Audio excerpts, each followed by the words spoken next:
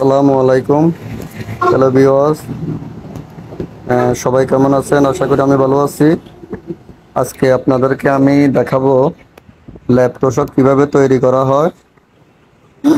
আপনারা দেখবেন ইনশাল্লাহ। আমি আমি নিজে কারিগর, আমি নিজে দোকানদার। এই যে তোশকটা এখন রেডি করতেছি, এটা 6 ফিট বাই 7 ফিট এবং 4.5 5 হাত। এখানে রুই আছে 16 কেজি, আপনার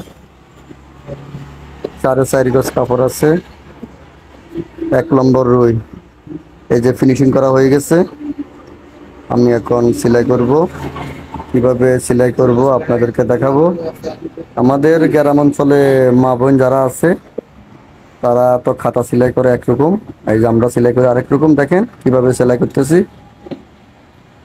আপনারা চাইলে আপনারাও পারবেন, এখানে কঠিন কিছু না, সহজ, জানলে চাইলে আপনারাও পারবেন। দেখছেন আমি সেলাই কিভাবে করতেছি।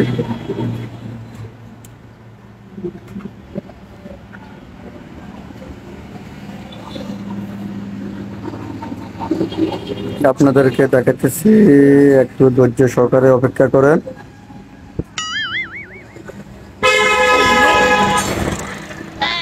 আমার হাতে যে সুইটা ছিল ওটা ভালো না, ওটা আপনার ওই সুইয়ের আগায় সমস্যা, মোটা। আমরা সুই ধারাই অনেক সময়, এটা দাঁড়ানো হয় নাই ঝামেলার কারণে। এই যে পায়ে অনেকক্ষণ যাওয়ার সময় লাগছে, পায়ে সেলাই হয়ে গেছে। বেশিক্ষণ আশা করে লাগবে না, ধৈর্য সহকারে অপেক্ষা করবেন। আর আপনাদের কাছে আমার অনুরোধ, আপনারা নতুন নতুন ভিডিও দেখতে চাইলে অপেক্ষা করবেন, লাইক শেয়ার কমেন্ট করে জানাবেন কেমন ভিডিও দেখবেন। আমাদের দোকানটা হচ্ছে ফেনী দাগনভূঞা পাকিস্তান বাজার। দোকানের নাম হচ্ছে বিসমিল্লাহ ম্যাট্রেস।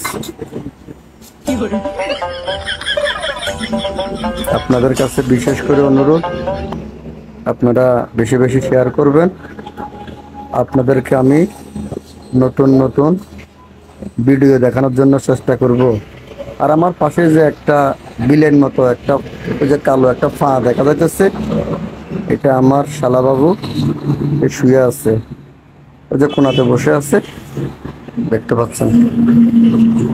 এই যে পায়ে সেলাই হয়ে গেছে, বেশি সময় লাগে না। আপনারা চাইলে আপনারা 1 ঘন্টা বসে থাকে আপনারা কমপ্লিট করে জায়গায় বসে নিতে পারবেন। এই যে আমার ছেলে আর আমরা দুজনে কাজ করি। আমরা প্রোডাকশনের কারিগর দিয়ে কোনো কাজ করাই না। প্রোডাকশন দিয়ে কাজ করাইলে কাজ সুন্দর হয় না, ফিনিশিং ভালো হয় না, সিলে পাতলা হয়ে যায়। যে দুজন শুয়ে রয়েছে, ছেলে আমার শালা, অর্থাৎ তারা দুজন মা বাবা। এই যে আর